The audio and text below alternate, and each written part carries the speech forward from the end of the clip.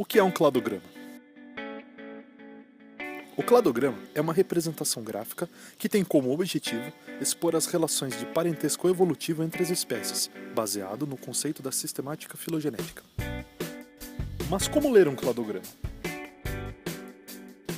Na base do cladograma, encontramos a raiz, e ela representa o ancestral comum dos táxons em estudo.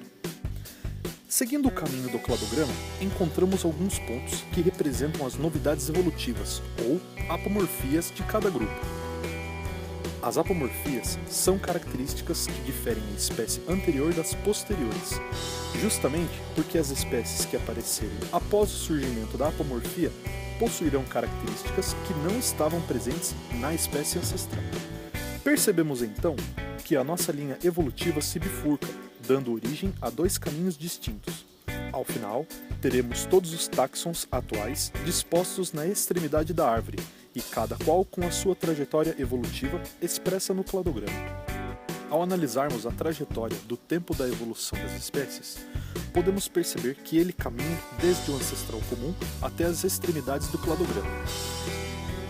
Assim, podemos concluir que o tempo pode ser representado como uma seta, que vai desde a parte onde se encontra o ancestral comum, ou seja, na base do cladograma, até onde as espécies atuais estão representadas, no topo. O nó entre os dois caminhos representa o ancestral comum dos grupos ligados a ele.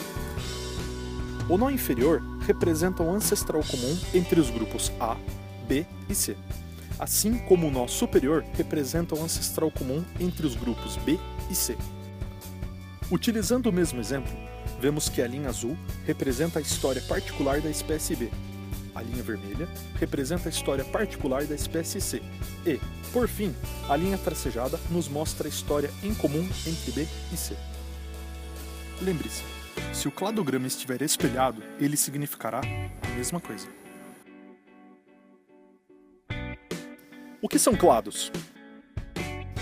Os grupos monofiléticos, também denominados clados, são grupos representados por um ancestral comum e todos os seus descendentes.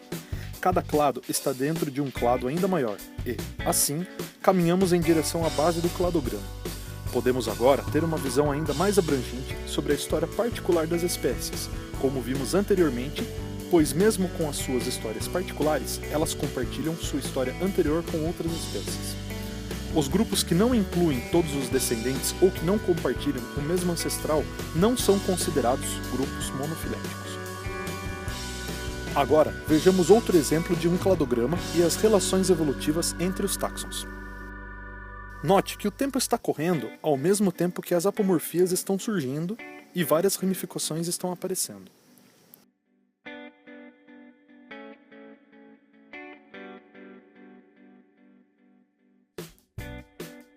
Ao final, podemos observar todos os conceitos que aprendemos anteriormente, como o ancestral comum, apomorfias, os nós, as linhas evolutivas, os grupos atuais e os clados.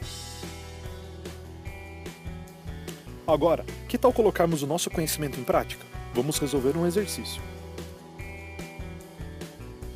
A árvore filogenética a seguir reúne num mesmo grupo os grandes felinos.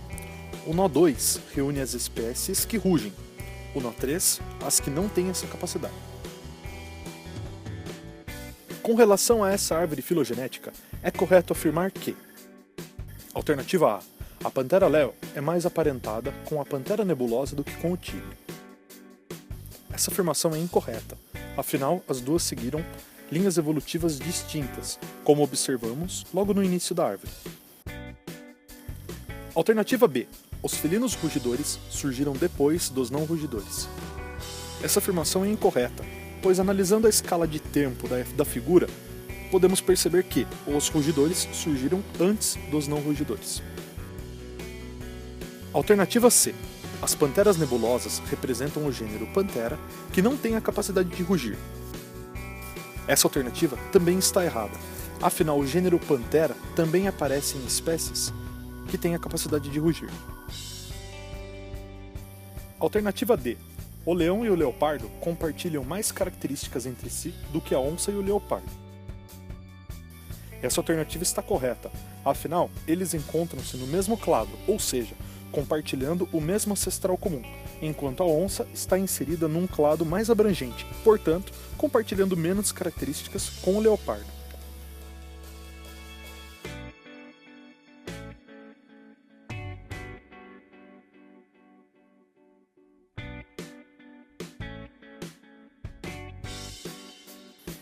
Acabou o tempo. Se surgiu alguma dúvida ou houve dificuldade, você pode nos contatar pelos comentários. Responderemos o mais rápido possível. Muito bem, agradecemos a sua atenção e esperamos que tenha gostado dessa experiência.